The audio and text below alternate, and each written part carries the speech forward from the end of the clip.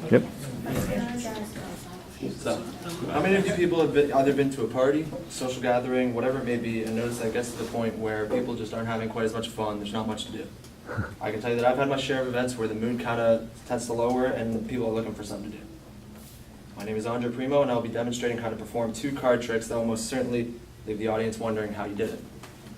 These card tricks are very easy to learn, and with just a little bit of practice, you will be able to use these at your next function and be known as the person to lift the mood of the audience. Before I get started, it's important to know that there are 2 keys to a good card trick: attentiveness and accuracy.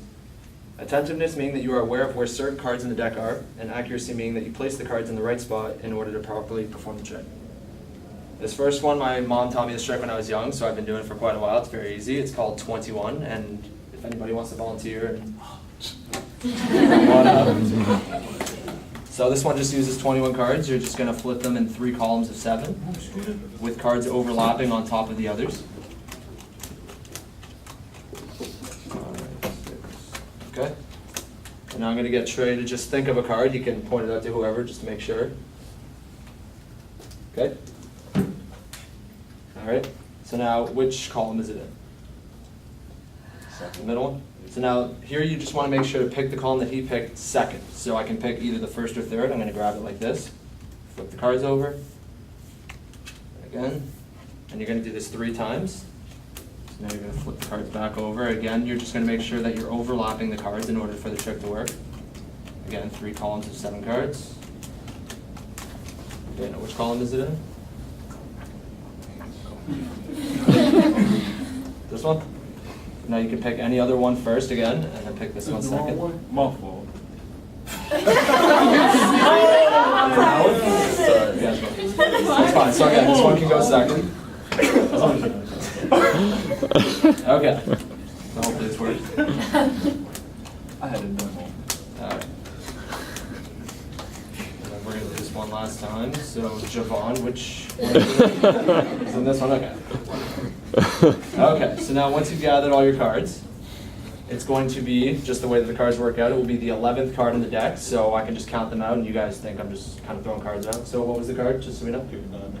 Sorry? 3 of diamonds. 3 of diamonds, so 1, 2, 3, 4, 5, 6, 7, 8, 9, 10.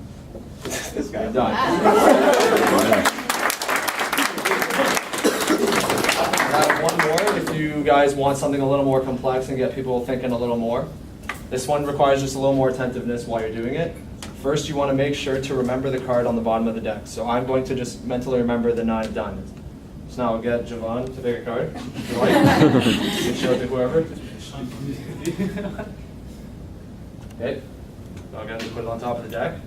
So now by cutting the cards right here, I know that my 9 of diamonds right away is on top of his card.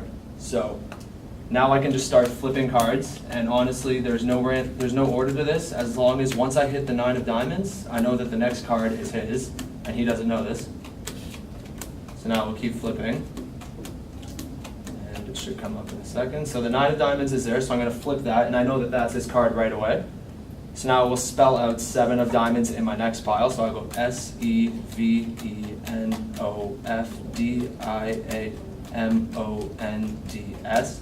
And then you can just flip all the random cards at the end. So at this point, these 2 piles are your only important ones. These 2 don't mean anything, so I can pick these 2 guys up right away. Again, I'm just speaking all this out. The people don't actually know this. I'm going to pick this one up and put it under the deck, and this one under here.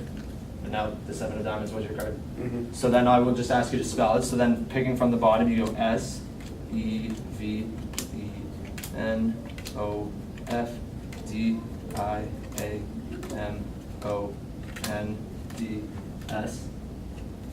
7 of diamonds.